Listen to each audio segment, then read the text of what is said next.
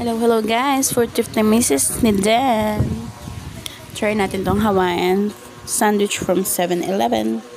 Ano bang favorite nyo kainin sa 7-Eleven? Ako ito lagi ko ito binibili.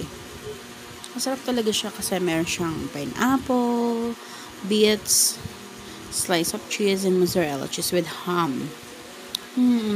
Thank you Lord with sip of Slurpee. Thank you Lord. Thank you Lord. And dyan, titikma ko na din yung kay Daddy. Flavor nung kay Daddy na order is ham and spices. With cheese din siya. Pero with veggies. Love ko rin naman siya. Pero, mas gusto ko kasi yung Hawaiian flavor kasi ma-cheesy siya masyado. Paubos na kay Daddy pero titikim pa rin ako. Katakawan. Okay na rin. Yan naman talaga pag mag-asawa, bibigayan dahil. Diba? Look at that. Ayan, bumili din ako ng dyan na kwek-kwek, chicken ball, and kikiam.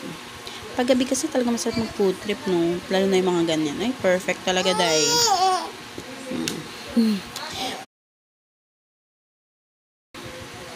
Paso-paso ang dila, day.